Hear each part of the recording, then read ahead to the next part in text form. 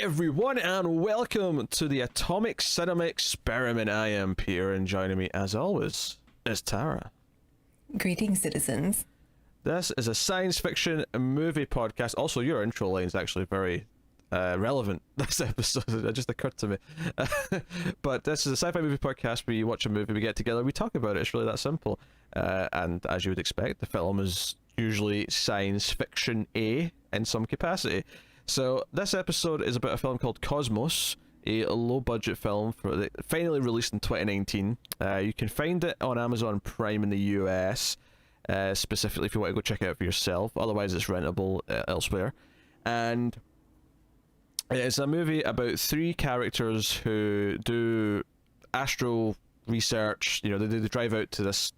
They never actually specify why they're in this specific place. I assume it's just because it's a good spot for accessing the satellite they're accessing. But they all do something slightly different. But, you know, one guy in particular records audio from space. And would you believe it? He hears something potentially intelligent. And that kind of becomes the obviously what the movie's really about, is that this might be First Contact. And it's a very low budget film. In fact, I think the first thing we're going to do here, well, maybe not the first thing, we'll probably get our general opinions first, but we'll play a game of guess the relation to the directors and the crew list, because it's directed by Elliot and Zander Weaver. Now, I've not looked this up to specifically find out, but I think they're brothers. I could be... Yeah, is that right? Okay, good.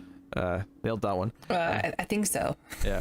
And they are also the producers, they're also the writers, which isn't that weird. That combination's pretty normal, right? Writer-director's normal, writer-director-producer, a little rarer, but still relatively normal. But then they're also the cinematographers, they're also the editors. If they were in the movie, they'd be straight up a pair of Tommy Wiseaus. That's basically... We should be so lucky. What is this message from space? I don't understand. My people have returned for me. That was the worst. The worst impression. Oh, I am fed up with this world. Now that's a good one. Yeah, because well, that's actually a line from The Room, so I made it work. I took one, I made it work. So we'll start spoiler free, of course, as we always do. And before we start this discussion here and tell you what we think, I'll plug the like button on YouTube, because liking is really important and it's an easy and free way to support everything we do. So if you like the show and you want to make sure it keeps coming back and more people find us, then just hit the like button. And I hate to say it, I hate promoting the like button. I feel like such a YouTube shill. So anyway, let's get into the movie then. So yeah, premise is kind of what I said. These three individuals drive out middle of the night. They're going to spend the night out recording things. One's got a big fancy telescope thing that they're shooting to the sky. One's got some audio equipment. One's reading data off the satellite. And there's a bit of, you know, personal drama between the three characters, the three men that are out there. There's a bit of history here that kind of is explored and explained as we go. I'll save that for a little bit later. But and of course they hear some signals. They hear some things back on a certain frequency. And some of the things that are in the movie are actually based on real...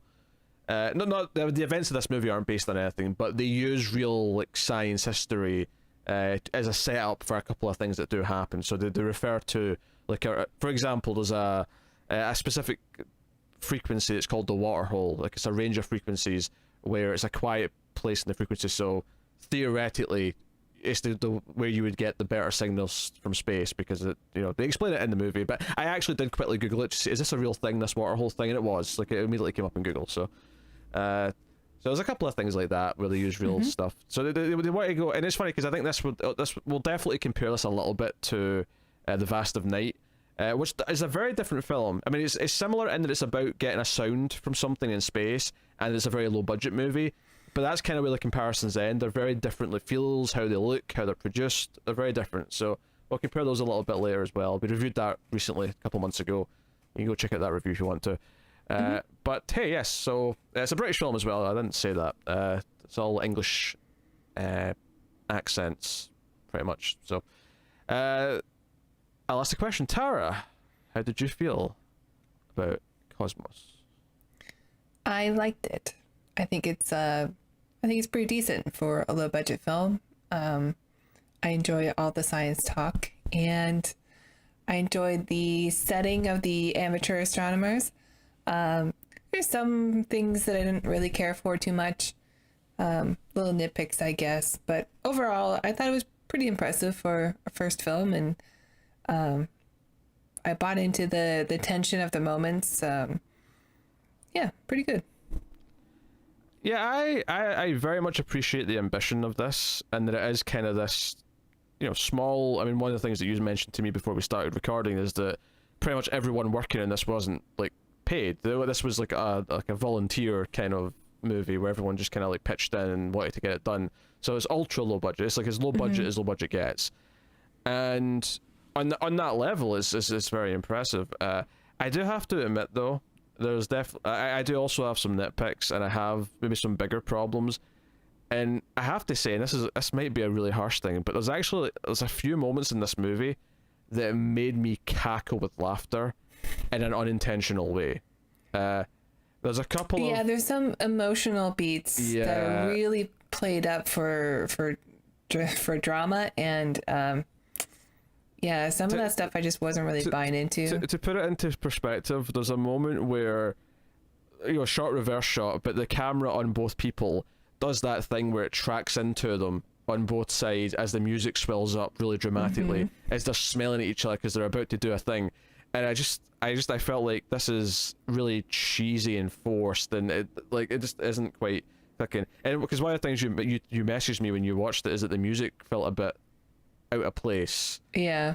Which I guess we'll start with that, because I think it's really easy to talk about that without spoilers. So the music's like such a spoiler-free thing to talk about, because you could just... I feel bad for, I always seem to pick on music when we're talking about these low-budget films, and it must be very difficult to to not have a composer who's like professional, who's John Williams or Hans Zimmer. I mean, well, to be fair though, at least with Vast of Night, I liked the music, so I was defending it. There was some balance there.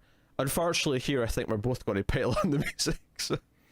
The music, it really seems like it's for some epic war film. Like there are many times if you close your eyes and just listen to the score, you're like, all right, yeah, we're across enemy lines and there's a lot of danger here. Yeah, there's strings going, and I like an emotional or dramatic soundtrack for a movie, even when it's like a smaller film. But there is something very specific about the music here that feels like it's just for the wrong genre. It feels like it's geared for something else. And I wouldn't even necessarily go straight to a war, although I can see why you'd say that. But it was just like, it just didn't feel like... It felt like the music needed to be, I don't know, more nuanced, maybe calmer. There's maybe like one big sort of couple of things towards the end where maybe then you bring in the brass and you do something a bit more majestic. But I feel like, it should be about wonder. It should be about the wonder of what's out there. And the music, right from the very start, is like, something important happens this night and they'll never be the same again. Like, that's what it's saying to me immediately. And it's like, you kind of have to earn that a little bit. You can't just... Yeah. So because some people critique music and say, oh, it's manipulative. And I'm like, yeah, but it's supposed to be. The whole point of a story... I don't care. Like, I don't understand that criticism at all. But here's the thing. It's making you feel emotions, and because the movie can't do it, so the music has to do it. Like, who gives a shit? Like... Well, I think there is stuff to pick apart there with that argument, though, because I think if it does move you, if you are moved by it, then... No, but this is the thing. This is an example of... See that complaint you just said? This is an example of them being right. Because this is where the film isn't achieving it, and the music is, like, trying to do it on its own, basically. Yeah, it's trying, but it's not succeeding. Yeah. And maybe if the music was more the right kind of music for the film, maybe it would work and it wouldn't, come off feeling this way. But I think the reason why people make that complaint is that they're misunderstanding the problem. It's not that the music is unsuitable for the movie, it's that the movie is just maybe not that good to begin with, and you're saying, oh, the music's trying to make it all work and it doesn't. Well, no, it just means that the movie on its own in the first place isn't that good, or it isn't achieving what it's doing. Sure. This is actually one of the few examples where and it got worse the more the movie went on, because it was a bit epic sounding for the title coming up at the start, and I'm like, okay, whatever, it's your big title screen, you want to have a big sort of like, here's a taste of what you're going to feel later, right? Fine. But sure. It get into really dramatic music so quickly, and there's a point where there's like a montage of them quickly doing something, because there's like a race against the time kind of thing, and they're sort of motivated to do something, and the music sort of doing the and it's like, it's just like going so fast, and like I don't know. Do you know what it is?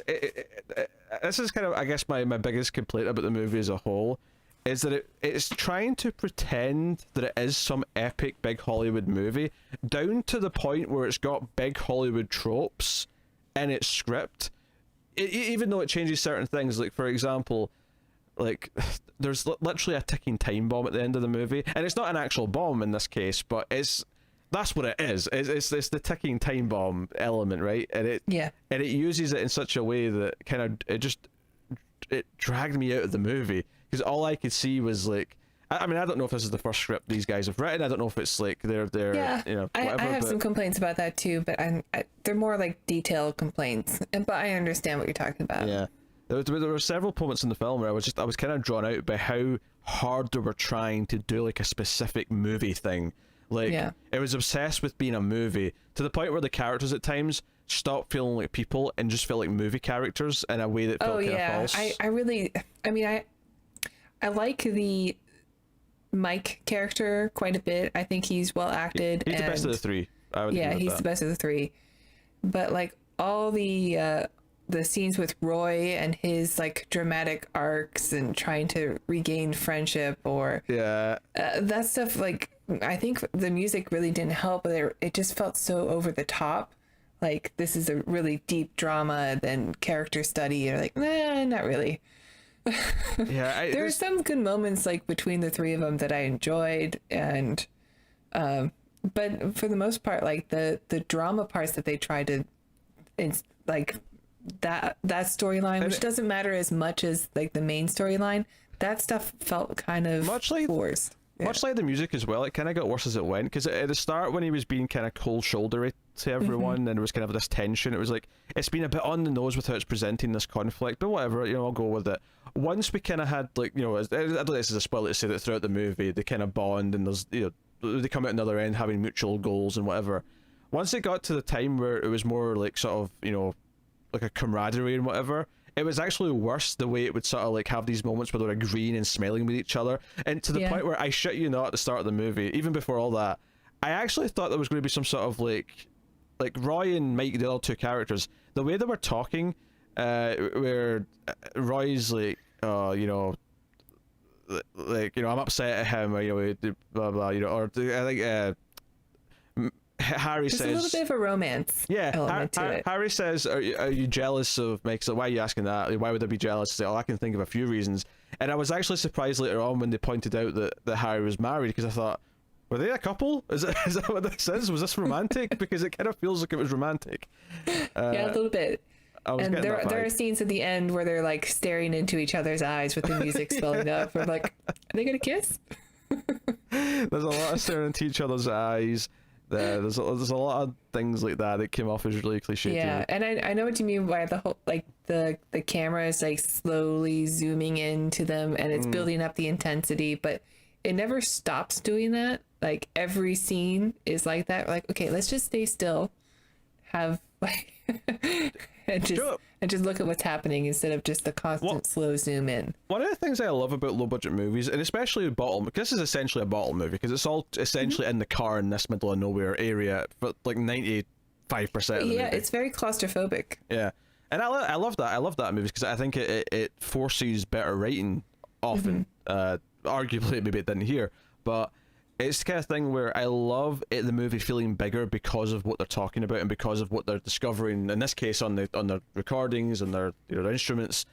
And I love that. And I think that the mistake the movie makes for me is that it tries to have the camera work and the music all sort of like go bigger than it actually is, when really what it should do to feel more genuine, because it's like it's using all these real things from scientific history to kind of like reinforce what it's doing. It wants to be grounded, so I feel like the correct approach to all this other stuff would be to go more nuanced, but to be you know, treat it more calmly, treat it more like a subtle journey, you know, rather than have big dramatic camera track-ins with someone smiling and nodding. And I won't say anything too much till we get to spoilers, but I'll just say everything with the hats was making me piss myself laughing because it was stupid. It was really cheesecore. But the whole like zooming in real slow thing, I complained about that in The Vast of Night too. It's like a lot of these movies had the same, I don't know, the same teacher, and maybe the teacher is just big Hollywood, but like it's like they're taking, oh, that looked really good, so we're just going to use that and times it by 100. Now this does it a lot more than The Vast of Night. Yeah, I was going to stick up for it there and say I know you love that film, and even when I was it does, neutral on it. And when it does do it, it does it. It does it a little bit too much in that film. Maybe it does a bit too much, but that just sounds like a weird thing to state why one's better than the other. But it does it slower, and slower is better in this case. Doing it quickly is like a superhero thing. So when you do a quick track in on a character, that's your superhero shot. That's your Django Unchained. Yeah, the shot right before you cut to commercial. Sure, but it's your Django Unchained, like your low track into the character.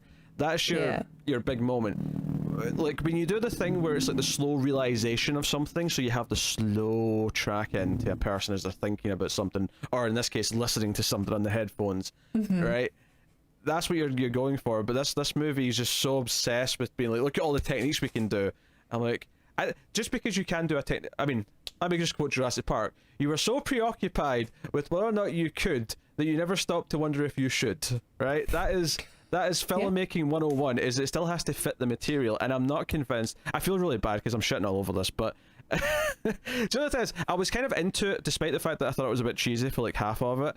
And then it kept getting cheesier and cheesier and cheesier to the point where the last 10 minutes, and it's not quite in the same level as these other movies that I'm going to compare it to, but it kind of had like in a miniature sense, almost a Lord of the Rings Return of the King. When is this going to end? Because there was like multiple shots where I thought, this is the last shot, it's going to cut to black here. And then it kept going, and then a speech was made, and then it kept going, a speech was made. Oh, let's return to that big shot again. It kept going. Yeah, I understand. I don't think it's quite that.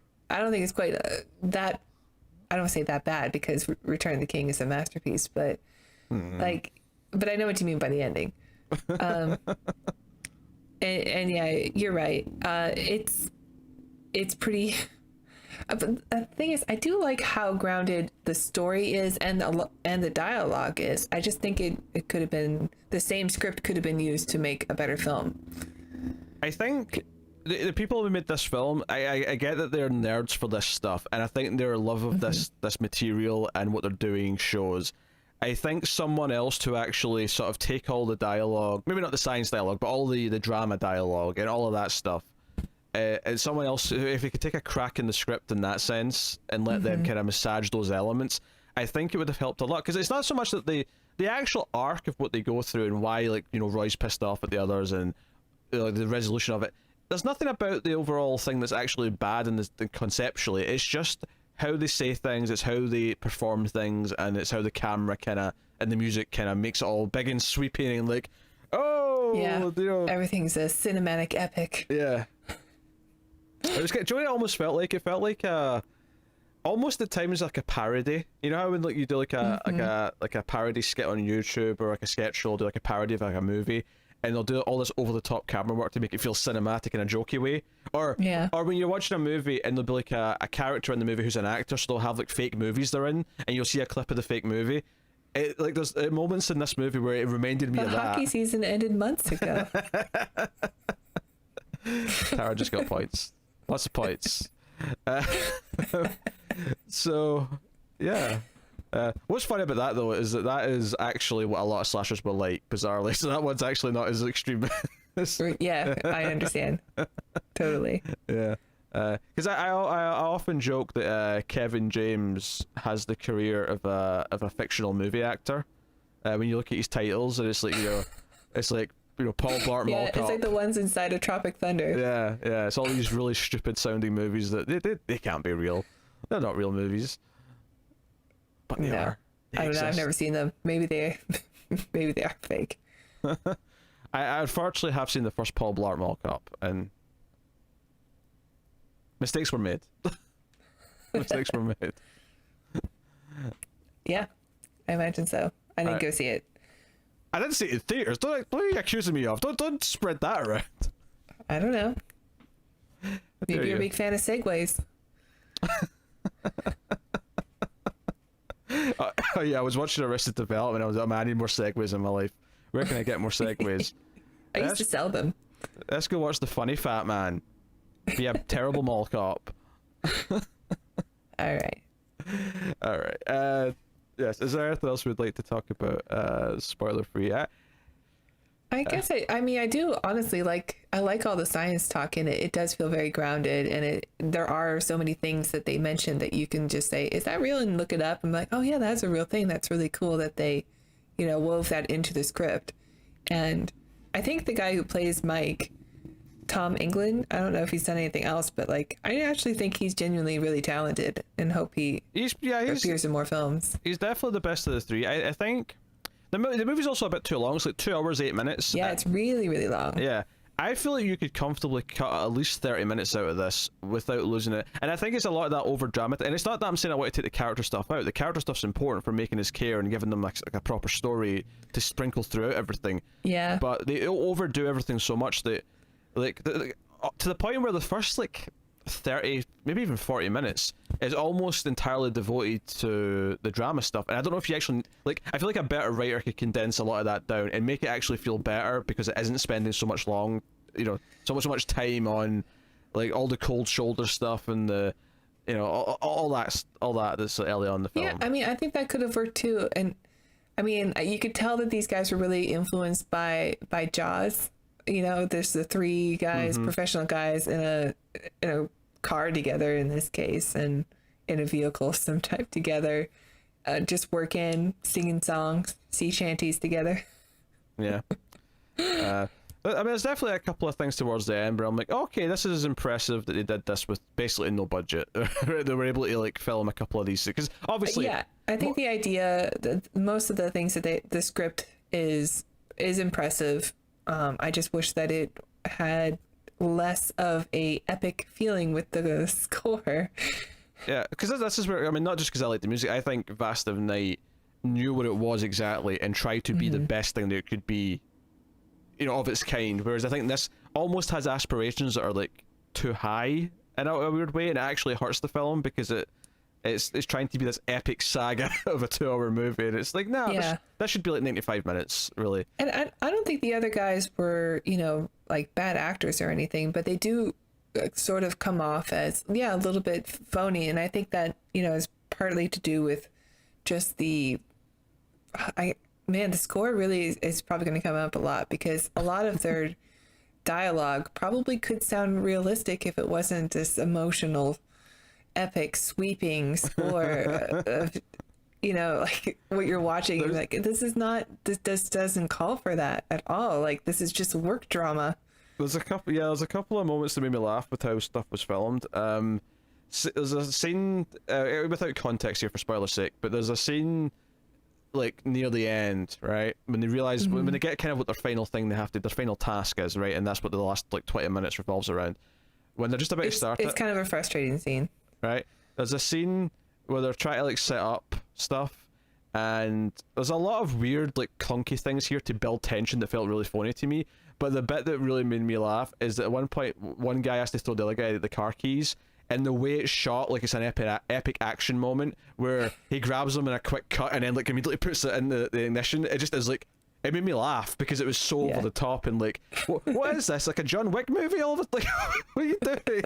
Stop it. Yeah, I like the way the lighting is used in the film. Everything is. Yeah. I mean, it's a little overdone, but I like the big red lights, and then the green lights, and the blue, the red, green, and blue, which is important in astronomy. And I liked the way that visually looked. It was fun to look at. It's a very pretty looking film, especially for all 3 of them are in this really claustrophobic car that they're all packed into with a lot of equipment, a lot of instruments, and it looked good though. It didn't look like it was I don't know, except for all the slow zoom ins. Now, to be fair, I think obviously there's limitations for what they were going to do for lighting, but I think given the premise of the 3 guys sitting in a car, I think the actual visual look of the film, as in the aesthetic rather than the camera moves, is perfectly fine. It's atmospheric. It feels like it should. It feels like they're genuinely out in the middle of nowhere at night time. It's in that sense, it's all that's solid, and that's why I don't want to be too harsh, because I feel like I'm really kind of picking apart this, but it feels like they really need someone else to come in and just do a rewrite of the script. and like Yeah, take the someone that's not script. their mom. Oh yeah, yeah, okay. Before we get to spoilers, we promised we'd play a game of who's related, what's the relation in the crew. So I just said Elliot and Zander Weaver are the directors, writers, producers, editors, cinematographers. Scrolling down the list here, makeup department is Leslie Weaver. So is this is their mother, or this is like a wife of one of them? Or I even think it's a sister? wife. It's a wife. Okay. Ooh, could be a sister. I'm gonna go with wife. Although I Okay. think they are pretty young. Sure. Okay. Wife. Sound department is actually Elliot again. So Xander got off easy. Elliot was doing sound as well. The sound seemed fine. Actually, I take it back because apparently Elliot was on sound, Xander was on visual effects.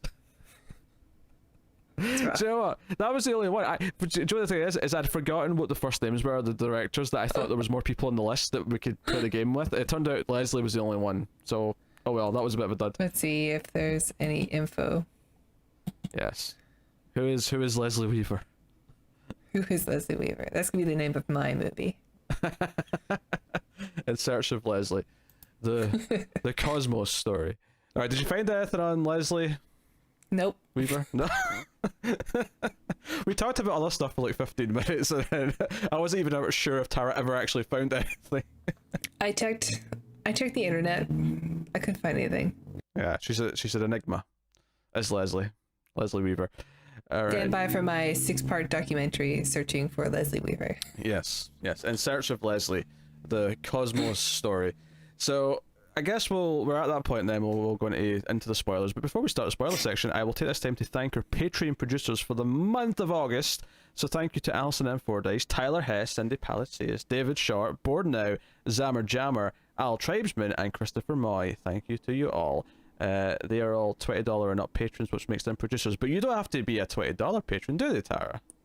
Well, I know if you like our show and you like our content and you want to get more of it, why check out our Patreon page. It's patreon.com/MildFuzzTV. And if you donate as low as $1 per month, you will get access to a back catalog of other film reviews that are not available on YouTube. Movies like Time Cop, like The Transfer Saga, Philadelphia Experiment 2. What else did we do? Free Jack. So yeah, bunch of fun ones and some David Carradine ones as well. So please check out our Patreon page. And if you donate as low as $5 per month, you will get access to a vote. You can vote on what we watch between 4 films once every month. So if you're wondering where your favorite science fiction movie is, maybe it's on the vote. Check that out. And you'll get these episodes a day early. So extra bonus. There you go. Thank you. That was wonderful. All right, let's go to spoilers. Thank you. Was it distracting? No. No. Did you not notice me taking photos of myself? No. Nope. I mean, I didn't really. I was just doing it for the joke of the camera, and hopefully to distract you. It never actually. You just weren't paying attention, apparently. Maybe your face is covered with an additional photo of my face, so I just see myself twice.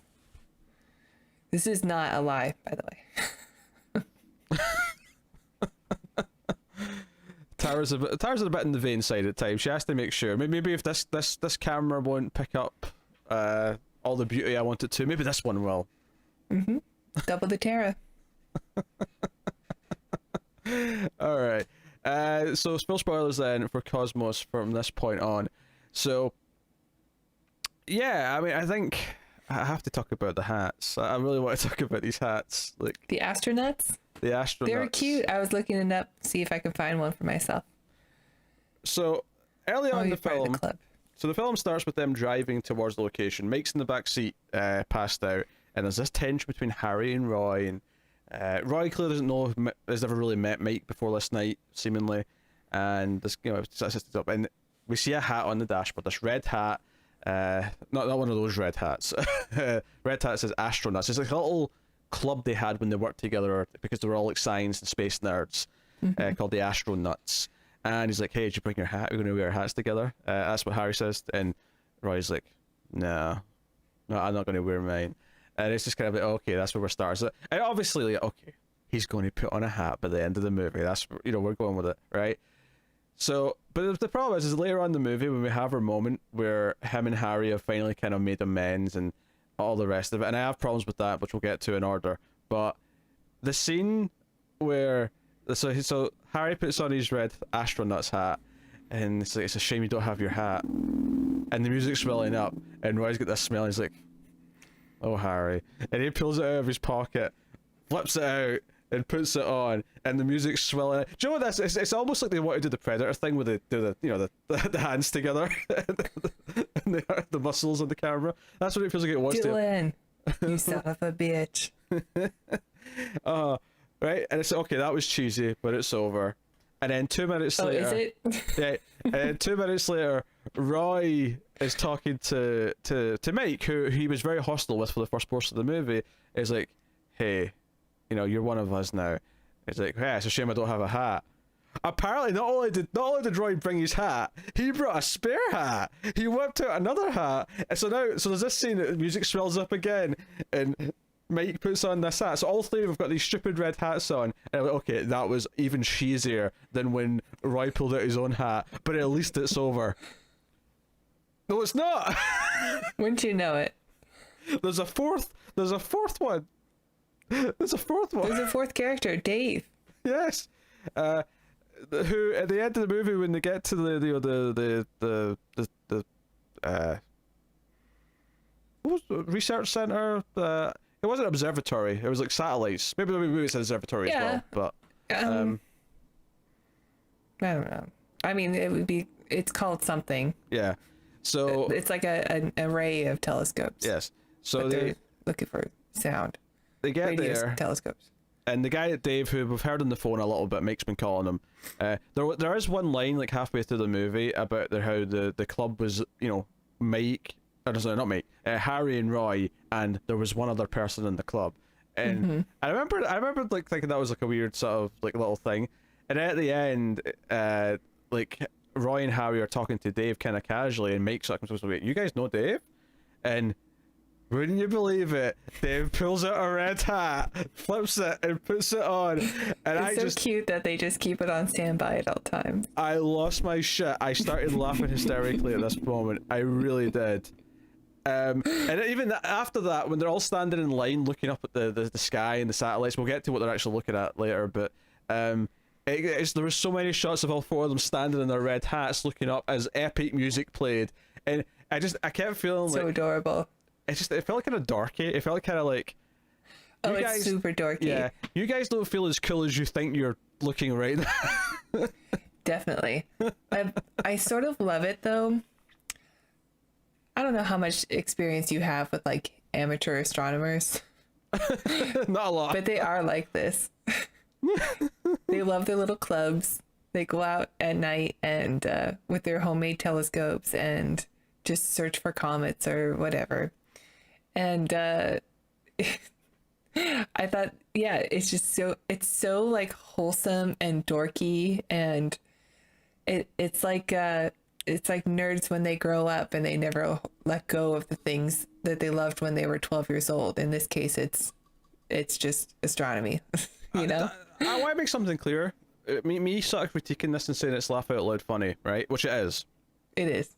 But I want to make something clear though, that I'm not necessarily shitting on it that heavily, because I will take the absurd, however misguided honesty and like nerdgasm that clearly the people making this film were having as they were doing these scenes.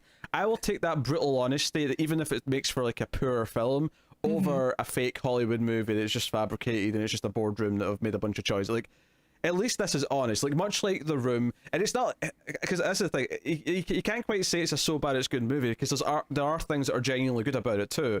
But there's also these elements that are creeping in that are like, these are so bad they're hilarious elements as well that are creeping in as the movie goes on. So I would agree with that.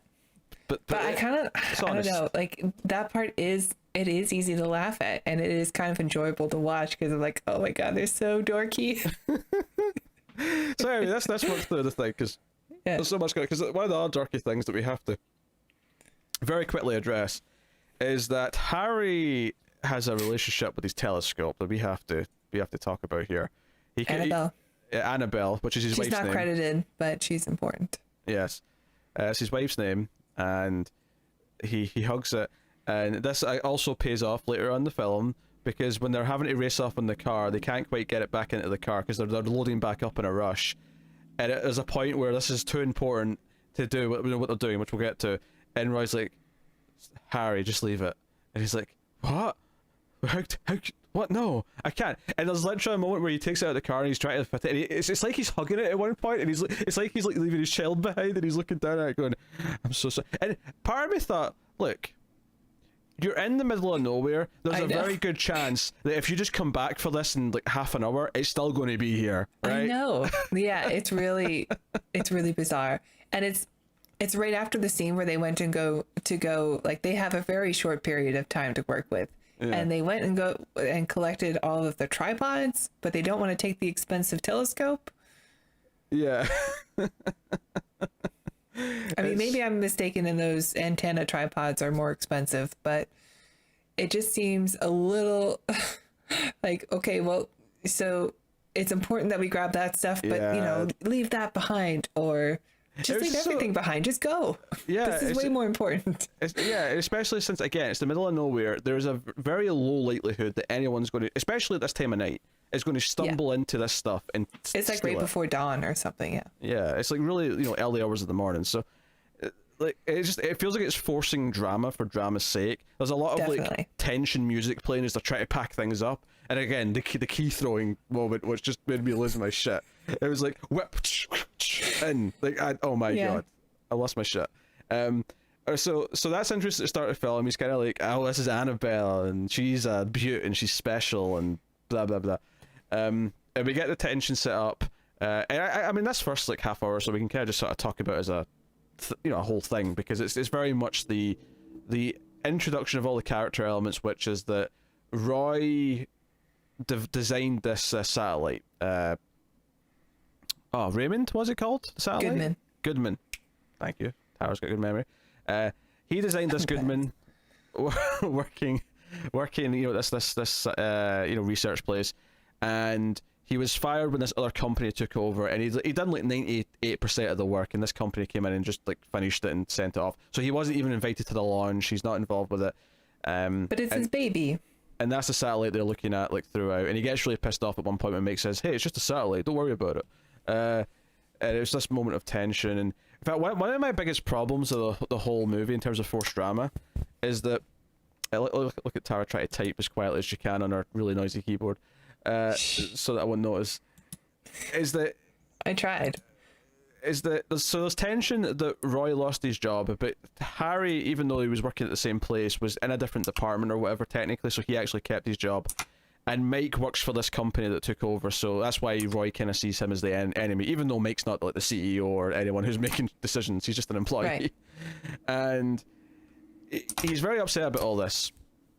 And like 2/3 through the movie, or maybe like halfway through the movie, the big thing that makes them sort of like bond again and like have, and this is this stupid moment where the camera swoops into both of them as they're smiling and it's really cheesy, is that Mike tells Roy before this scene that Harry actually got fired for sticking up for Roy, and Roy goes. Get fired. I think he chose to leave. He quit. No, he did, but like Mike doesn't know that. Mike tells him he get fired. Okay, yeah. And then Harry makes it clear, no, I didn't get fired, I quit because of what they did to you. So when he goes to do that, this is when they kind of like bond. So my problem with this is that this is like bullshit drama 101, where this entire drama has been created because one character didn't tell the other one something that doesn't make sense why they wouldn't. Right, exactly. It's like, why wouldn't you just tell him? The entire tension of like him wanting to quit doing this with them, and it's been months since the last time they did this together, is all based on the fact that he thinks, you got to keep your job while I was fired, and he feels really sour about it. Like, why wouldn't Harry tell him this? And I don't understand at all. Yeah. I think what he says in the scene is that, I didn't want you feeling guilty that you got me, like I lost my job because of you. And I'm like, given how pissed he was that he was like a victim of all this and you weren't, he'd probably like see solidarity in it, and like, yeah, like that's a pretty stand-up thing to do. Yeah, so for a friend. Yeah, that was yeah, that was tough to swallow. A little bit, yeah. That was probably the biggest thing in the writing as a turning point where I'm like, okay, the drama of this has kind of lost me, and now I'm just here. I for can see how it could work, like with that type of tension, like between two characters. Like, I worked really hard on this project and got fired, and now you get to take credit for it, even though you were just part of the last bit of the launch. And like, I could see that kind of drama working, and even if the other characters stayed and didn't quit, if Harry decided to stay just because of job security, and he also put a lot into this satellite, so why couldn't he stay? Yeah, I could see like real drama coming from that. It's just done so over the top that it's it could have been solved with just a single line in the beginning of the film or off screen before the film started. Like, it doesn't make any sense why he would hold on to this as a super secret. It feels like either the actors or maybe the directors didn't have confidence in the performances, so they overdo a lot of the dramatic beats, even in the performances. And it's almost like if you just trusted yourself to do it with a bit more, I don't know, grounded realism, it would actually come across a lot better and might actually really work in terms of like compelling character drama. But as it is, it kind of flubs it. And because there's a whole thing where like Roy's got like a flask with some tea in it, and he says he's had his last cup when Mike says, "Hey, can I have a cup of tea?" And then later on, like once they've bonded and he respects Mike a little bit, Mike has offered him a mint. Also. Yeah. That was the other thing that made me cackle with laughter. Is later on in the film when they've made up, I think it's actually just after he's given him the hat, he takes out his little tin of mints and says, "Do you want a mint?" And then what made me crack up is that Roy has just smiles, this big greased cheesy smile, and is like, I think I will. Like, oh my god, not everything has to be some dramatic payoff. It's too funny. Oh dear. So yes, I think we've sufficiently pointed out the over cheesiness of they're all kind of like in a bad place with each other, but then of course they all sort of make up and bond and all this stuff. So let's get to the actual sci-fi stuff. Let's get to the aliens and the radio signals and whatnot. So the first thing that Mike hears, because he's the one who's actually listening to stuff, and he also has because what he's actually testing is he's got this like software that can build an image based out of the sound waves and create like almost like a thermal image, but it's not actually heat, it's sound. It's like where the sound's coming from, but it does it live. Well, the idea of being able to do this isn't new, but it would take like weeks and weeks of like rendering and processing and math to do it, whereas his thing will do it live and you can just do it in seconds.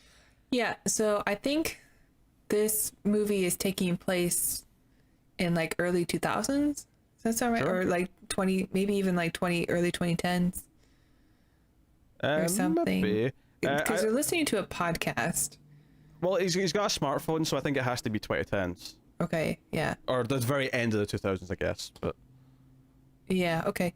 It's a little bit unclear. Like, it seems to be the podcast is talking about a comet that went by, the 1998 Q23 or something, and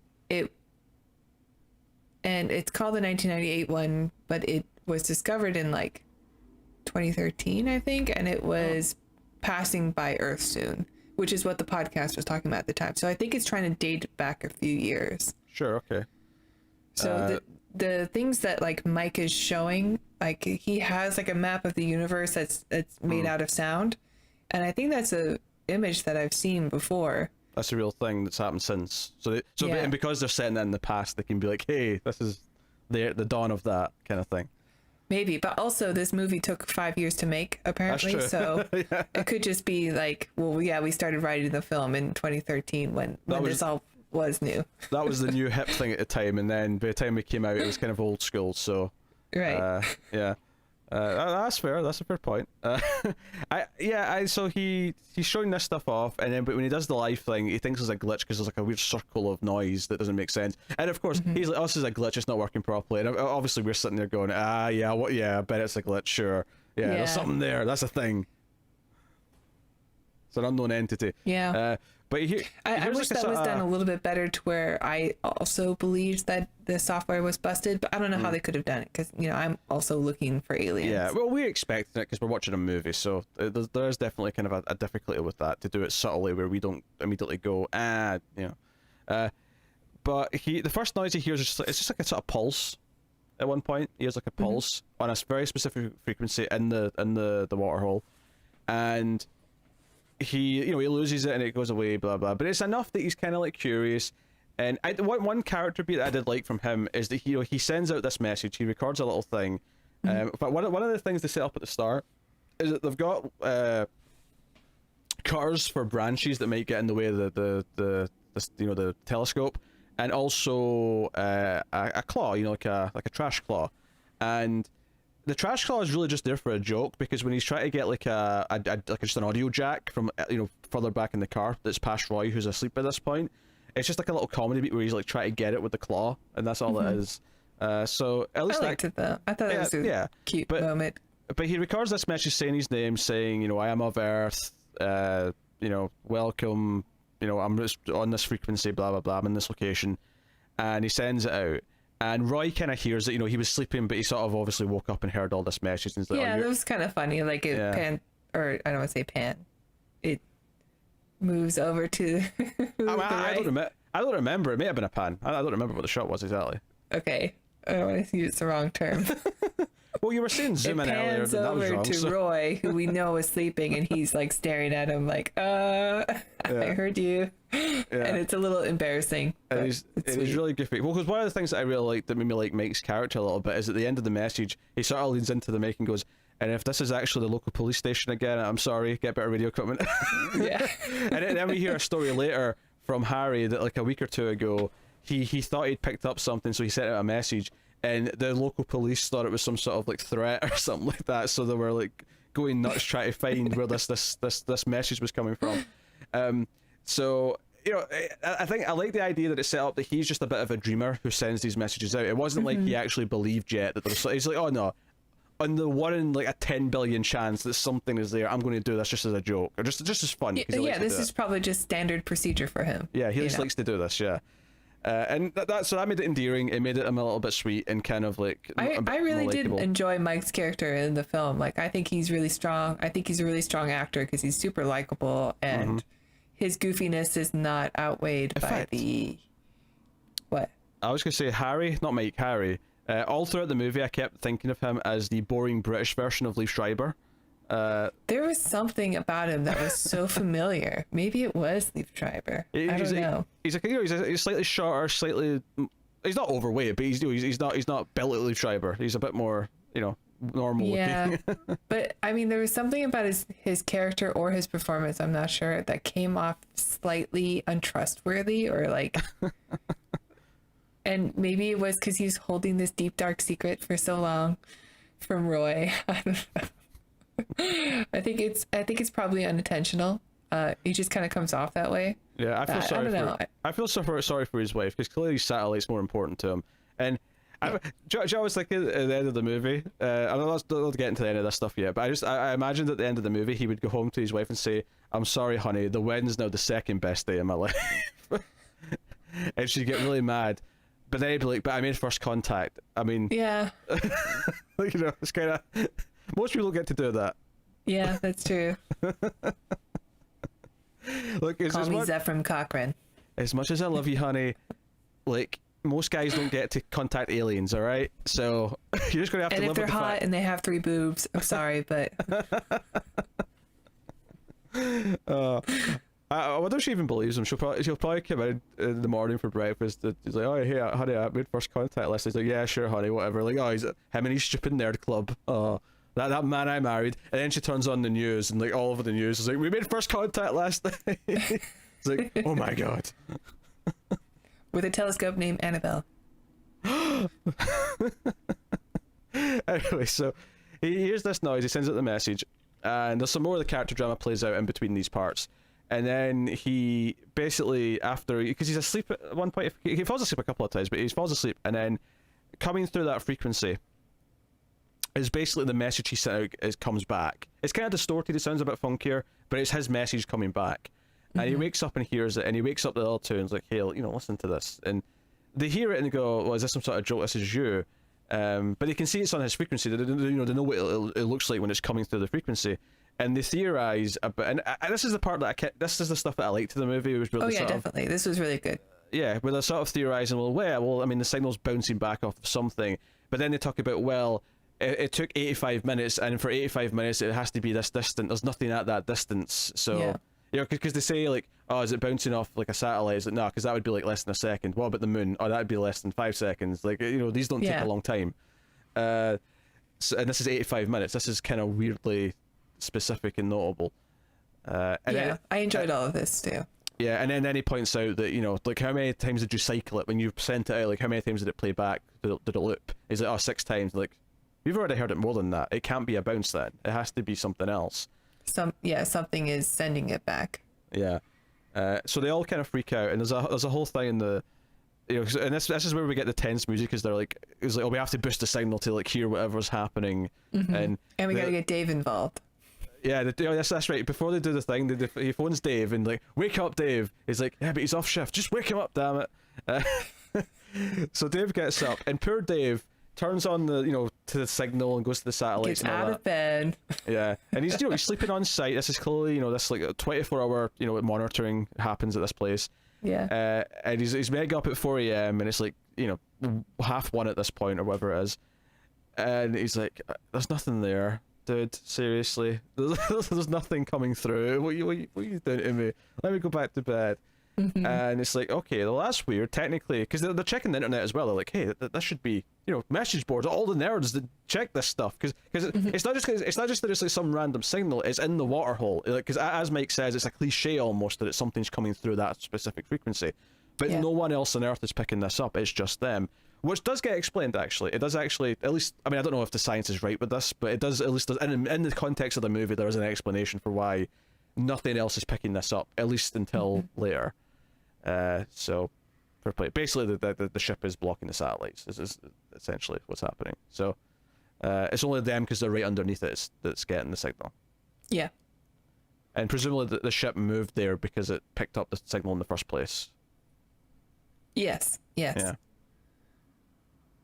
Yeah, I enjoyed all of this. I thought this was really well done. I liked it was very tense, and I liked them all doing the science talk. It was very, very good. Like, the movie had me at this moment. Yeah, I love when, in low budget movies especially, when characters start debating stuff that I don't necessarily know going in, but they make it like work. I feel like I'm an expert after, though. Yeah, you feel like you've understood it well enough. Like, I think Coherence does it like from start to finish, like wonderfully.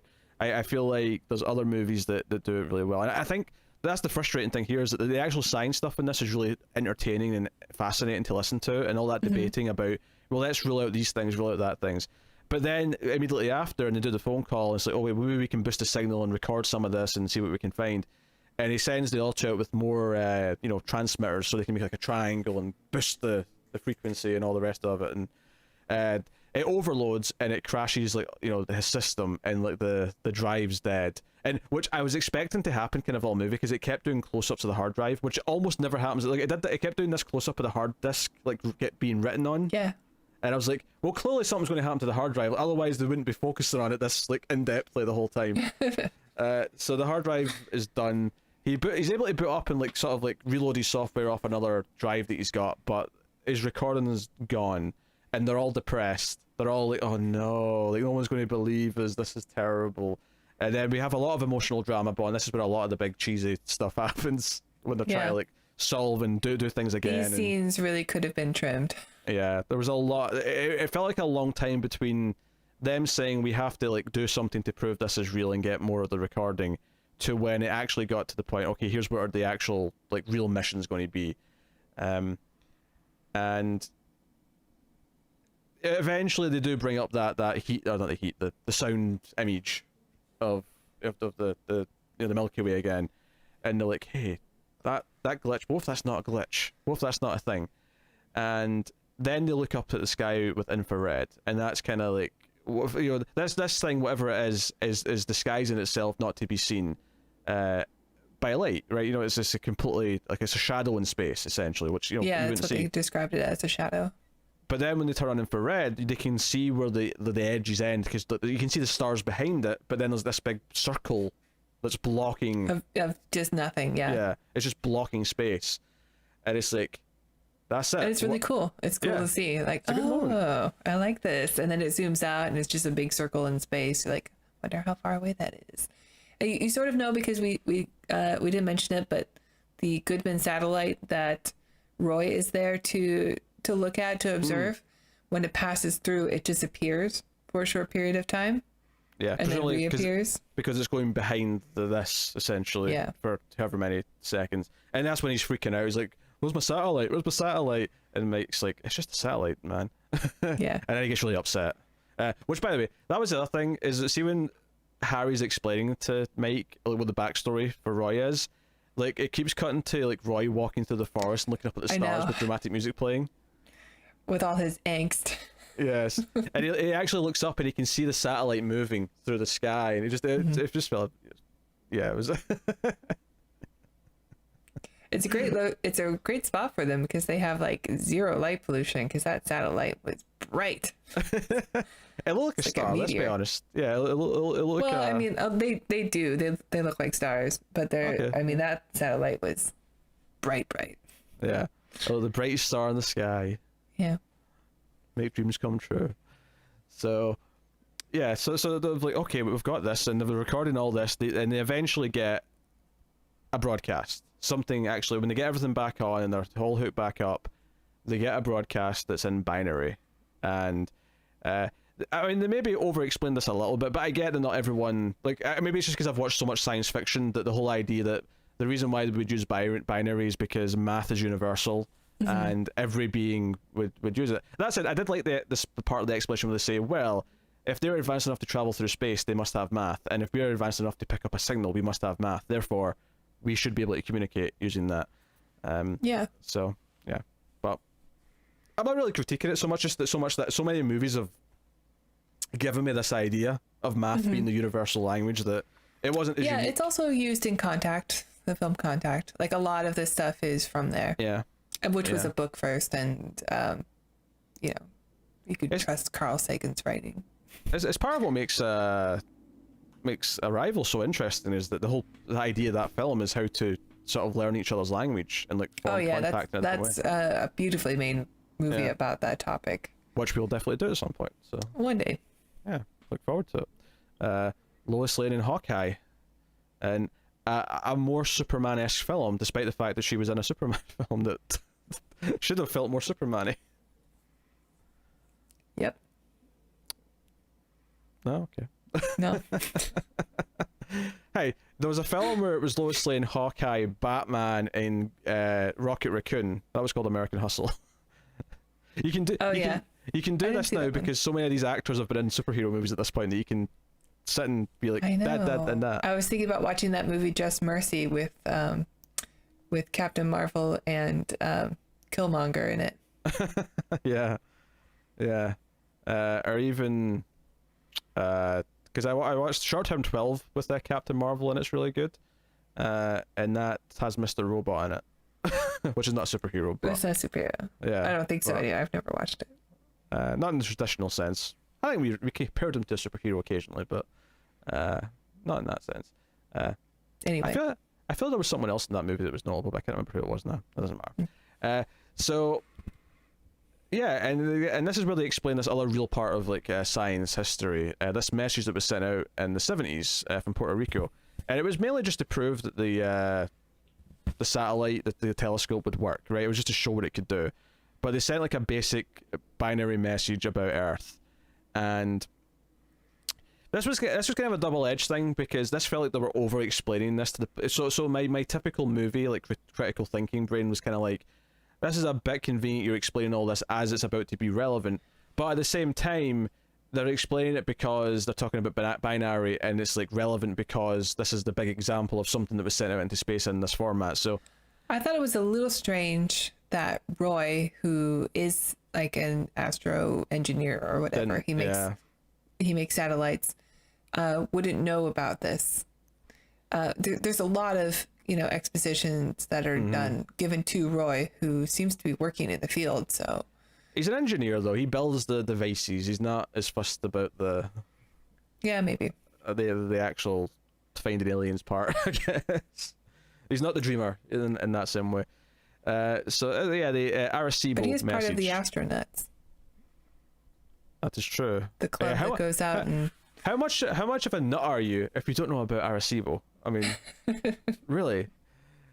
But he so they get this message back, and it's in binary, and they pull up the original message that was sent out, the Arecibo message, and they look at it, and it was basically a drawing in binary. It was like, here's like a DNA like sequence, here's like a man, here's like, you know, some basic details about Earth. And they get this message in, and it's the exact same number of characters, and there's almost a bit of drama as the numbers going up, and it stops on the exact number of characters that the original message was. Like, oh, they've sent this back too, and it's like, wait a minute, resize this so it's the same format, you know, the same number of characters per row, and so on. And it's like, oh, it's the same, it looks the same, and it's like, no, there's some differences, especially at the bottom. There's a big difference there, and it's like, no, this isn't. It's a little odd that no one noticed that. Except Yeah. for one guy noticed that it was different because it was clearly very different. Yeah. But basically, it's like, no, this is the response to Arecibo. It's not them sending it back again. This is their version of it. This is them telling us what they're like. And I thought it was notable from like an imagination point of view that the part that looked a human being, looked like a little stick man, still looked like a stick man. I thought that was kind of an interesting little touch. That part was the same. Yeah. Yeah. Just from a thought-provoking, Well, yeah, angle. you're trying to think about what alien maybe would look like. Like, you would imagine they would have a larger head. Yeah, because part of me was thinking it was going to have like 5 arms or something, you know, like there was going to be like some extra thing to it, or No, they still look humanoid. yeah, still humanoid. Yes. By the way, I watched Humanoids from the Deep this week. Sounds promising. Wonderful B movie. Wonderful Alright. B movie gem. So much fish monster attacks. Lot of nudity. Yeah, I recommend. Add it to Technically, the list. technically science fiction. That may be a bonus episode someday. It's one of those borderline ones where you could call it horror, but You they didn't are- watch it for screams? It was just something you decided to watch? Oh, this was on a stream. It was on Shudder, but it's a monster movie, fish monster movie, and the reason they exist is due to science chemicals going awry. So, I think Well, science fiction. maybe after your. Oh yeah, yours next. Yours world, he's the man. Who makes a fantasy movie about a guy in like a like a little like rug thing, Masters of the Universe? right? And well, no, I was more to my question. That was the whole thing. Who makes a fantasy movie in that style with that type of character and thinks we're going to give him a song where it says he's the man? Like that's what you give to like a gritty 70s thriller. That's your Shaft song, right? He's the Yeah. man, that's your cool dude. No, this is a guy who like you would picture fighting dragons. He's the man. I'm very excited. But anyway, back to where this is going here. So they've got this message. They're realizing this is first contact, and then kind of the threat that could wipe all this away is introduced into the film, and that is that they're starting to lose power. Their batteries for all their equipment are almost drained, and the computer says it's got 10% left, which I thought was weird in the sense that, like, if it's still getting power from the battery, then his computer would still be full. Therefore, the battery must have been dead for a while, but all the other things are still on. So it was kind of weird. There's a little bit. They said it's because they have so much more equipment than they're used to or something. Yeah, well, I get that, but if the battery's already, if the battery was still functioning though, and the battery was just almost dead, then the devices that are attached to it that charge should still be full. Would be my logic. But that's a minor problem though. The bigger problem I have is that this laptop has a countdown timer to the second when the battery's going to die.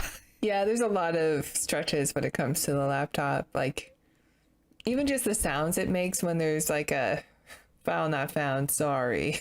I don't know. There's like, it makes a lot of strange noises that a programmer is really thinking about the cinematic aspect of it. It's really, really odd. Even the idea that all the data will be wiped if it loses power, and they're going to try and transfer it to another disk, to preserve it, but that's going to draw power, so like it might actually die before it can transfer. the power. And so basically what it sets up though is that the final sort of chunk of the film is about racing to get to power. And so we basically find that they're not even that far away from civilization. You know, it's, I mean, they rush obviously to get back to this lab, but you know, in normal speeds it's probably a 30-minute drive. It's not like a big thing, you know? Well, yeah, but the timer says they have like 22 minutes at the beginning or something. And so they all quickly collect the equipment.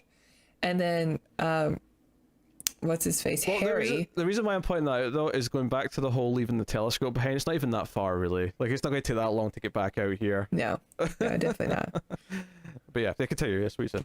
Yeah, so they go collect the antenna from tripods from however far away they are, which I thought was pretty far. Action music playing the whole time, like. Oh yeah, it is tense. And the timer's really getting low, and then for some reason, Harry cannot leave his telescope behind, even though he has the most important discovery in the history of science and humanity ever. He is delaying their departure for no real reason. Like, he can't let go of the telescope for a few minutes. They lose a full minute at least here when he's like trying to force it into the back of the car and can't accept that he has to leave it behind.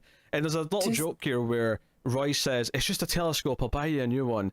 And again, it'll probably be fine. It'll be here when you get back. It's the middle of nowhere.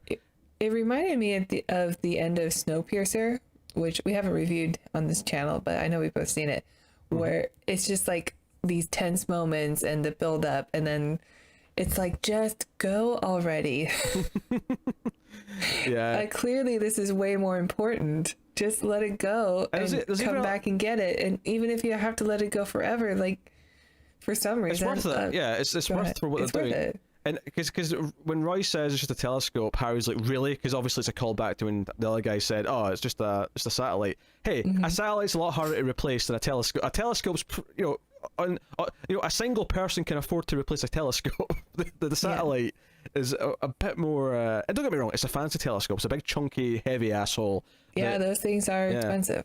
You know, it's not a cheap item, but it is replaceable. It's not a satellite that gets rocketed out of space that costs millions of dollars or pounds in this case, because it's the UK. So, but anyway, so it was a frustrating scene to watch because the right decision drama. Is so clear. Yeah, it's really forced drama that it feels like it's just not. It shouldn't be there. It feels all. But and that's the thing with the timer and the laptop as well, is that he keeps yelling out over, because it starts off at 10% power left, and he's like, "Oh, it's 9% and 8% now." I'm like, that's enough of a countdown. Like, see when they're driving there, see if he's yelling out, "Oh, we're at 4%." It's vague enough that there's a bit of wiggle room, so you don't actually know exactly when it's going to conk out. Because when it gets to 1%, like, how long do you really have at 1%? We don't know. Yeah. You know, and that's true for all battery-powered things. Like when your phone gets to 1%, like, have I got enough time for that one last message? Yeah, this one's 2 to the second, and it has that cliche. It doesn't get to 1 second; it's like 2.5 seconds. But you know what? It's close enough. Like, but they're on the phone to Dave, because Dave's like, "No, we're actually picking something up. We're actually getting a message on the frequency now. We're kind of believing you here." And he's like, "Dave, go get these power connectors and bring them out to this, car park, car park C. Bring them out. We need it. We've got data that's going to get lost. We have proof of all these things. We need it. This is like, fate of the world stuff."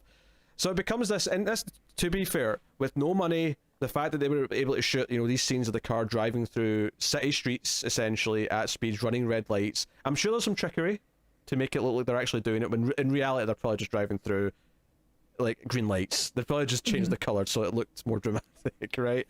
Sure. I'll buy it, stuff like that. But, it's relatively impressive. But I agree with that. Yeah. And actually, a lot of the tension in the scene did really work on me. I was like, I hope they get there in time. Oh yeah, the actual driving, the race against time for the power. Like, there's nothing wrong with this conceit. It's more just the details. Like, the timer on the laptop's a big one that's really sticks out, is just feeling forced. And then the other one is just like the actual details of like why it's at that point of power. Like, I feel like a couple of little things to make it simpler, to set it up, to make it just be more concise. But instead we have all this, exposition to make it work. It's just a bit funky. But they come zooming in. There's a point where they get to like a gate that's locked, because Roy's got a shortcut that he wants to take. But so they have to go out, and I thought it was just going to ram through it, because again, it's probably worth wrecking the car a little bit, right? You know what? Although, funny enough, it's also Harry's car, whose telescope also was. Harry's making all the sacrifices here. No one else is sacrificing it. Harry, it's all Harry's stuff. That's true. But they get to the place and they come out. Dave comes running out. We finally get to see Dave. He comes running out. He's got this battery pack, and I get, in fact, another forced bit of attention. See when Mike's hooking up the two, the clips for the power. He gets in one, and there's some like forced tension as he can't quite like hook on the other one, and I'm like, this is not some out of reach thing. It's like it's no harder than the other one, but the music's like dun dun dun dun dun dun, and he's like, he can't quite get it, and it's cutting around the reactions as they're all like, come on, the time's up. It's just overdone. It's so overdone, but but the actual sort of race against time element on its own works well enough. It's just that there's all these little things that kind of take away from it. It's tense, and it's a fun scene. It's a fun segment. I'm glad we get to meet Dave, who lives up to what we expected him. He pulls out that red hat. All four of them got these stupid. I love that there's only Nerds. 3 characters and there's one kind of fourth character, and that one fourth character has a twist where it's like, nah, he's one of them too. Yeah, it was on the poster. I was confused when I saw the poster because it had 4 characters at the bottom of it, and I thought, well, there's only 3 of them. Oh, Dave. Yeah. Oh, Dave, the mysterious Dave at the end. fourth Dave. Yeah. Yeah, you don't see his face in the poster, but there is like a silhouette at the bottom of 4 characters. Yeah, you're right. So, it's very impressive for what it is. But obviously, we mentioned that earlier on. The ending has all these shots. So they get there, and he's like, "Hey, no, they're picking it up everywhere." And there's this dramatic moment, which again, like, I like the idea of this moment, but it's so overplayed. Where he's like, "Oh, it's like, hey, yeah, we're picking stuff up." It's like, "Yeah," and but it was hidden in infrared. He's like, "Yeah, how did you know that?" "Oh, because we, solved that already. We've got data. We've got, footage. We picked it up on the camera. We've got tons of stuff." And eventually, Dave says, "Wait, what time did you first get like the message, the first thing, the first signal?" And they're like, "Oh, it was 2 whatever or 1 whatever." And he's like, "Holy shit, guys! That was the first one. Do you know what that means?" It's the most important thing to any amateur astronomer is to be the first to make the discovery. You made first contact. And there's like all the music swells up as they're smelling at each other, looking into each other's eyes, but especially Roy and Harry. They definitely held hands, right? Yeah. And then, of course, they're looking up at the satellites that are all turning. And Dave's like, "That's us. We're making a response. This is us sending a signal back up." And he's like, "What does it say?" "What else is there? Welcome to Earth." And they're all standing there looking up, and the music's swelling up, and there's so many sweeping shots, and there's also so many shots, like, there's the sweeping, there's like shots behind them when they're in a line of 4. There's also a couple of times where you get a shot where it does the line-up shot where it's like, up against one person, but they're in like, sort of like just, so they're in a line, but you're looking down the side of them, so you've got all the profiles lined up. Like, it does all these things as the music's swelling up, and they're all standing there, and it's kind of like, it's just a little bit lame. Like, it wants to be this big epic moment, but it's just a little bit lame. And I feel bad for saying it. Just like a lot of amateur astronomers. Aww. I'm only saying that. I'm one of you. I'm one of them. I've discovered comets. Just gonna throw that out there. Ugh. Got my name in the paper. NASA Tara. Yeah. All right. And I did say comets. Multiple comets. I'm sorry, I didn't realize I was in the presence of a big shot. All right. That's right. Bow to me. Oh my God. Met James Caan, discovered multiple comets. Who is this woman, this mysterious woman on the internet? So my resume is quite impressive. So they're looking The up. actual person is not so much. They're looking up at the sky and they're like, come on. Because I thought it was about to. I thought it was ending with them all looking up, being happy that they'd sent a message back. And then they're all looking up and they're like, come on. And then a light comes on and they see a light. Clearly this ship, whatever it is responding and is like willing to like show itself. And which does make sense that it was kind of putting feelers out, because it was like, hey, these idiots on this planet might be hostile. We might need to, test the waters a little bit first. Yeah. So, and it's all I like them the idea that the ship, has selected them and their location and is on its way. And it's, it's looking down at, you see this light in the sky basically, and they're all looking up at it. So we all the epic shots that I said before of them in a line, of the profile shots looking down the row of them, all that stuff, them smelling and looking at each other, into each other's eyes, all that happens again after this moment. It does it all again with the music swelling up again. And then Dave walks out eventually, separating from the pack, and looks up because he's the one who truly made the discovery. He was the central character of the whole thing. You mean Mike? Sorry, Mike. Yes, not Dave. Dave is important. Dave's very important, yes. Do you know what? Dave is the closest one who looks like... I watched an American movie recently, a movie that Tara was insistent that I watch, about these amateur filmmakers in Wisconsin. And I think Dave actually kind of looks like a more put together version of the... I don't want to say the idiot character. I think his name was Mike. Was his name Mike in that movie? Yeah, Mike. That's confusing. Tribe or something. Yeah, that's confusing. But he has kind of a sort of hair and facial hair kind of like him. Sorry. So let me think of him. Oh, here we go. Clackety clack. Clackety clack. I'm a big shot. I discovered 2 comments. I get to clackety clack as much as I want. 9. 9 what? 9 comments. I thought you were saying 9 as in German Mike for no. Shank. His name is Mike Shank. And you're right, he does have a Mike Shank vibe. 9 whole... I mean, it doesn't sound like... I mean, not just because of the accent, I've discovered obviously. 9 comments, but 2 of them were main belt comments, which are very rare. And I had help with my professor, but whatever. Yeah, there was an actual I'm trained credited. professor sort of saying where to look. Shut up. He Tara didn't find them, I found them. Tara was just looking through the telescope at the time. I mean, how hard is it to find a comet though? Like, is that really that notable that you found a comet, or is it easy? As Yeah, just like, but I didn't get to name them because there are complications. yeah, I'm not trying to diminish it. I'm just wondering, like, can you just point at a It telescope sounds in like the you sky, are, but that's okay. and then you can just like, you found a new one. There you A go. lot of people find a lot of Yeah. that's how I mean that's one of the great things about finding a comet is that you get to name it. So a lot of amateur astronomers do that because they want something named after them. Yeah, very good.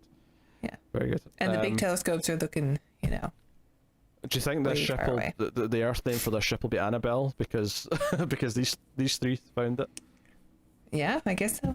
It could be. Annabelle is very important. She Not was to- the Dave before Dave showed up.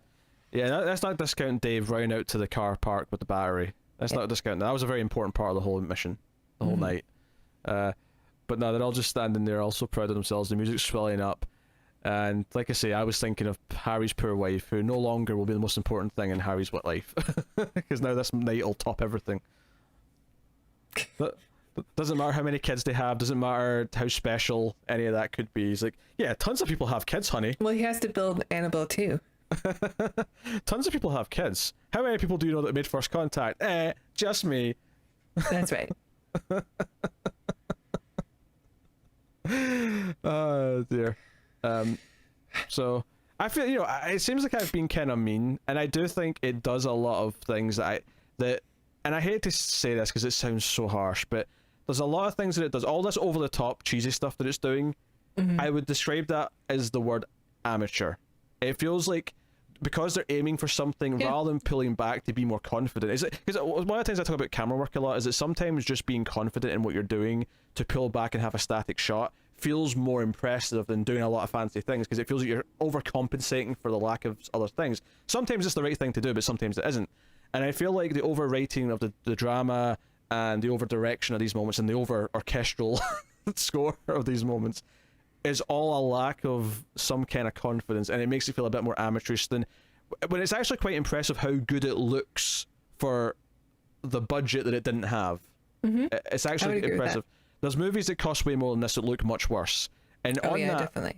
on that topic, it's a triumph. Like as someone who appreciates amateur filmmaking, who appreciates indie filmmakers, and wants people to try things because sometimes the best movies that come out of the world are the ones that are done with the grit from people like this. Well, you're also like a huge horror movie fan, and that's like some of the best ones have all been indie. Exactly, yeah. I mean, Halloween, $300,000, which is still way more than this, but and given the fact that with inflation, that would be way more today. That's over $1 million probably today. It's probably even more than that. But yeah, or even like the first Paranormal Activity was like pennies to make. that was under 100. That was like $70,000. Yeah. Which I think when I heard that the first time I said, okay, so that's basically the cost of renting the camera, and yeah, probably. maybe renting the house. Assuming this wasn't And just like someone's house. distributing to some studio so somebody can watch it. Yeah, sending out screeners so that a studio will pick it up. Yeah. Yeah. That's basically it. And then it went on to make, over $100 million and all of it. Wait a minute, the profit margin on this thing's insane. Let's make 8 of them. Yeah. So no, I respect the effort here. I don't want to sound mean about this because I actually think there's a lot of heart went into this.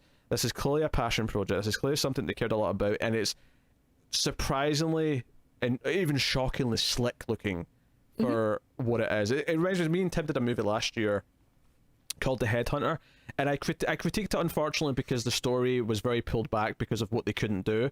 But they said it was in a sort of fantasy world, and it was this sort of like hunter, and it was all set in like a sort of sort of horror-esque, like medieval fantasy type of setting where there's it implies that there's trolls and stuff around, but you never see one, of course, because you don't have the money for that.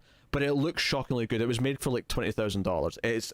But it looks so good for what it is. Unfortunately, they also had to hold back what they could do in the script because the plot's very repetitive.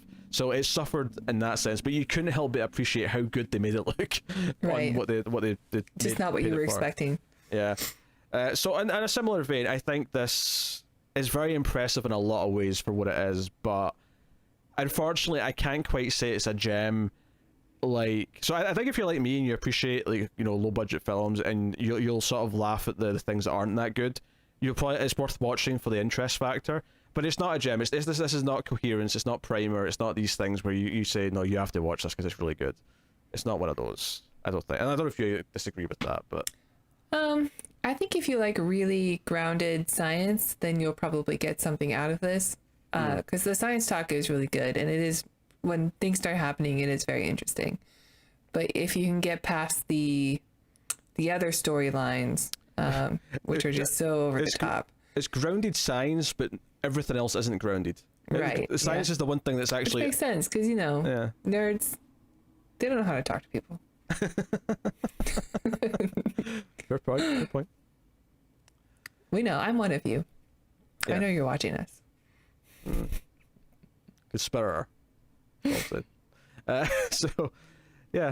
That basically sums up my thoughts. So I want to be as kind as I possibly can to it, even though I do think it has a lot of problems. And if I have to judge it, based on as a movie, this finished that I watched, that's how I would kind of rack it up. But I was never annoyed. Like I never bizarrely I think one of the things that it does do well with its budget, apart from just it looking good, is that I never felt that they were just trying to save money by setting it in a car. It felt like the premise of the film was no. The whole point of this is that it's just 3 guys in a car with some equipment, and what we can get out of that is part of the charm of what they're doing. So I never, because there's some movies where it feels like everything's set in a warehouse, and it's like this is just saving money, and it looks dull. I never felt that with this. So that's definitely not. That's something I like to the setting actually. Yeah, I like the setting too. I love a good ball movie. Everyone knows this about me. When they can pull it off, I love something that's set in one location the whole time. I love that kind of restraint and being forced to make a plot out of it. So it's part of why I love Coherence, which is fantastic, and you should go watch Coherence and go check out our review, which we already did. So I guess we're at the rating then for Cosmos. So Tara, what would you give Cosmos out of 10? Okay, well, I do still like the film. I think it is a decent watch, especially if you like science talk. If you're a fan of this type of material, then I would say give it a watch. But yeah, it's hard not to judge it harshly because of all the things that don't work. At least there's a little bit of enjoyment from the over the topness of the acting and the direction. Yeah, it definitely got to a point where I was cackling with there was it was basically I think it was definitely the pulling out the hat and then the camera work there. It's so ridiculous. That was the first one that really made me cackle, and then from that point on there was a few. The car keys were one, and then there was another when the other guy pulled out the hat. When Dave pulled out the hat at the end, I lost my shit. I couldn't believe it. But there is something very endearing about it, even if it's sure. little dorky. It's honest. Like you could tell these people cared about what they're doing. Like I say, the actors and what crew there were. I mean, mostly it was the two directors who were just doing everything anyway. But sure, and I don't know how they got the score. Maybe it's all like it's composed. There's a credited composer. There's 3 credited composers. So people composed this. So it's not like, well, maybe it is. It's not stock. Just public domain music that you can get. I mean, I suppose technically it could be. They still have to credit the people who wrote it originally. That's possible. That may take some research to find out one way or the other. But yeah. So are you going to give it somewhere between 1.42 and 1.67? No. That's the waterhole frequency. Yeah. Just for the record. That's the frequency. That was a nerd sciencey joke there. Well done. There you go.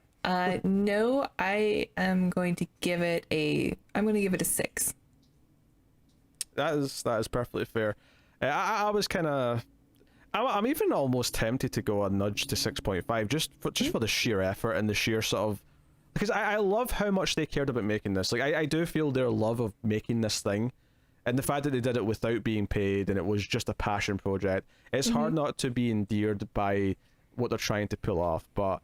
I think I will agree ultimately and go with the 6, but I admire everything about making it. It's just there's too many things to actually drag it down. Tom England does anything else, I'll watch it. Let's see. Sure, has he done? Because he was really good. Maybe he's been in things. Let me see. He's been in Cosmos, and he's in an upcoming movie called Repeat. Oh, that is Repeat by. Director Grant Archer and Richard Miller. I was going to see if it was the same directors to see if he was working with them, because there's another actor from this movie in that. Harry's in that too. Oh yeah, okay. He's the second character. There's a lot more actors in this one though, at least, so it's not the same type of thing. It says pre-production, but it's got a poster, so we'll see what that is. Is this? It's sci-fi. Is it sci-fi? Mm-hmm. Here's the description. A zealous cognitive psychologist dedicates his life to a university lecturing. While tinkering with one of his many experiments, he stumbles across an unbelievable discovery of a way of communicating with the other side. Yes, this is sci-fi. His joy is short-lived, however, as his daughter is put into potential grave danger when all leads to cold. He takes matters into his own hands to find out the truth. Yeah, it sounds kind of sci-fi. Ooh. Do you think he kills his daughter so he could talk to her on the other side? Or lets her die? That's pretty dark. But that'd be really dark. Yeah. So I'd watch it. Maybe that'll be something good. There's also like a photo here of like, I assume this is the girl playing the daughter in this photo. So it looks like maybe they're shooting soon or something. Pre-production. Yeah. They've got a hoodie with the title on it, so they clearly want to make this. They're intended on it. It's like Little Red Riding Hood in one of those makeup lamps, or it's like the ring light. Yes. Yeah. Yes, that's the poster. Yeah. So, we'll see. Maybe another indie. Check it out one day. Yeah, it's probably a couple of years before it's, out. It's pretty like it's shot yet. I imagine a certain pandemic might have slowed down the production a little bit. Looks like we're gonna have to watch only old films. I know we got a lot of recent VOD hits to get through. I don't want to watch Gemini Man. Yeah. Oh, that reminds me, I do really want to watch Pod. We need to do Pod at some point. I've got it on the to-do list, but we actually have some interesting things coming up just to sort of promote what's coming up in the show soon. Although before I do that, if you made it this far in the review, put in the comments on YouTube, if you got this part of the review, made it this far, put in the word astronaut. That's astro-nut. Because you're a nut about astronomy. Nerds. Alright, so yeah, what I was going to say actually is just some things coming up in the show soon, before we do the usual things at the end. I'll make Tara do some outro stuff. We have a couple special things coming up. Obviously October is traditionally the October-thon on Screams After Midnight, and that's going to be happening. That's a lot of extra episodes from me and Tim doing horror movies, and should look forward to that. But one of the things that we're going to be doing at the same time as that is that we're going to have a themed month during October. We're actually going to do a 70s sequel month. Not sequels from the 70s, but a sequel to our 70s month, where we're going to do not as many episodes, but we're going to do all of our episodes, maybe do like an extra one, so you'll get like 5 that month. But you'll get 5 70s movies over throughout the month of October. So it's kind of like a counter programming to Screams After Midnight's Octoberthon. So you're gonna get that, and then of course the next episode is not a movie, which is the other thing I have to tell you. The next episode is going to be a countdown. We're going to do our top 10 time travel movies. Finally. I know, because we did a lot of time travel movies like a while ago, and we kind of kept forgetting about it. And I'm not going to tell you why, right? I will say that there was a cursed attempt at doing Back to the Future, and we will one day do the Back to the Future trilogy, but we don't really need to watch them in order to do the list. We both know them very well. We don't have to watch them again to do the list. We know them, like the back of our hands. But there was a cursed attempt, and by cursed attempt, there was 2 attempts at recording it. And then it got so much, it's like, let's just do this down the line. We'll do this. Let's wait till we forget everything we said about it. Because like half the conversation... Because when we tried it the second time, we were just kind of repeating the same points. And it was like, this feels so unnatural because I'm just doing it from memory as opposed to having a conversation. It didn't feel like it was worthy enough for our channel. Exactly. We care about quality here. Yes. So that's coming up. So look forward to that. And then we are going to have another big countdown at the end of the year. Our plan for sort of New Year's, as it were, is going to be a top 25 at least, maybe a top 50. It will depend. We'll have to sort of do a bit of research to see how many films we think we can put on the list. But much like last year we did our top 25 of the 2010s sci-fi, we're going to do our top of the 2000s at the end of the year, which is why that December's theme, it's not really a theme per se, but we're probably going to use that to maybe do a couple of 2000 movies that one of us hasn't seen that we think the other should see for the sake of the list. So that's kind of the plan there. Sorry, that's November, not December. Sorry, that's November. Right, so there you go. That's the plan. I thought November was a theme month. No, December's the theme month. I got that wrong. So October's 70s 2, which I've called Disco's Revenge in my list. Okay. November's 2000 Blind Spots, and then December is the theme month of movies that are set in 2020. That's right. So before we finish the year, we're going to do a bunch of movies that are set in 2020. So I can just tell you right now, you can expect at least these 3: Mission to Mars, Pacific Rim, and Real Steel. Look forward to those. What's the other one? The Texas 2000 the 2020. 2020 Texas Gladiators. But that may be the bonus Patreon episode. That may not be the main channel. That sounds like high potential. There's another 1 or 2 that we might do as well, but that is the plan. So yeah, you've got a bit of a map for the ace for the rest of the year. You got next week's episode, and you've got October's theme, November's theme, and December's theme. So, and we've got some stuff coming up from September, of course. Yeah, the one exception is saying December is we might squeeze in a Planet of the Apes sequel just so that that's still, chugging along. There's not too much of a gap between them. We got to get those movies in. Yeah, exactly. They're a real treat. Don't worry, the 3rd one's coming soon, though. So we got a couple of things before then, though. In fact, I'll tell you this: we got the vote winner after the countdown, and then the movie after that is a biggie. So look forward to that. I don't even know which one it is. So it's just it's the anniversary of a certain movie this year. Ooh. Yeah. So, and the actual anniversary. Yeah, the actual anniversary's already happened. But basically, I don't believe the thing we're going to tie it into. I don't believe is happening anytime soon, regardless of what they're saying. So we're doing it for the anniversary. In August. So you know what this is, Tara. Why are you looking so confused? We've talked about this numerous times. Oh, okay. I know what it is. Yeah, you know what I see on the Google Doc? Tara's looking at the Google Doc. She didn't remember it. She's looking at the list. Yep. Alright, okay. Tara, we'll do your pose for the thumbnail, shall we? So lean back so your head's not cut off at the top. Just slouch maybe a little bit, I guess. There you go. Alright, 3, 2, 1 and pause. So here we go. 3, 2, 1, pause. That's not fair. You're just copying my Vast the Night pose. I knew you were going to do it for this one. I love how I'll do it with my actual I'll do it with my actual headphones though, so you'll look like an idiot. They're just miming it. Just Photoshop some headphones in there. Oh sure, yeah, I'll just Photoshop some headphones. Yeah, I'll take a photo of my headphones just kind of off like that, and I'll just. Well, you're a pro. You can do it. All right, that is that. So we're just kind of wrapping up the show now. We mentioned Patreon earlier, of course. You might support us that way. I mentioned liking on YouTube at the start. That's very important and free. Helps us out a lot. Easiest free way to support us and make sure the content keeps coming. Get us on the Twitters at the Ace Podcast for updates and the odd funny tease that I may put out or clip sometimes that I'll put out.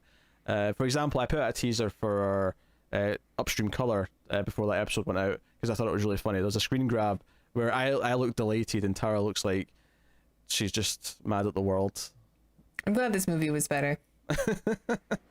I don't know if I'd agree with that, but hey, that's part of the fun. That's why it's a conversation and not just me sitting talking to myself. So, Tara, why would you like to promote a piece of Mail Fuzz? In fact, you know what? Outro. You just do the rest of it. No. Okay, promote something then. Promote something for Mail Fuzz. You always do that part. Yeah, the outro is saved for the bonus movies. That's why you should, use the $1 to see me flub up the intros and the outros. Yeah, Tara's doing the intros in the last couple. It's pretty great. It's pretty funny. Yeah. Yep. So, let's see.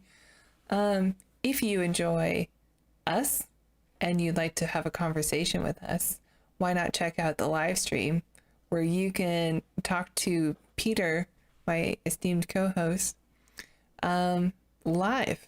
And if you have is that on a different channel that's Malfuzz Live? A lot of them are. I do them on the main channel sometimes. I might make that consistently like a once a week thing because streams after midnight, which is a stream I do with Tim every month, is on the main channel. So yeah, there's a pretty fun community of people, and Peter's really good about answering any questions or talking about movies. And you watch movies with people all the time, especially ones for shows for reviews.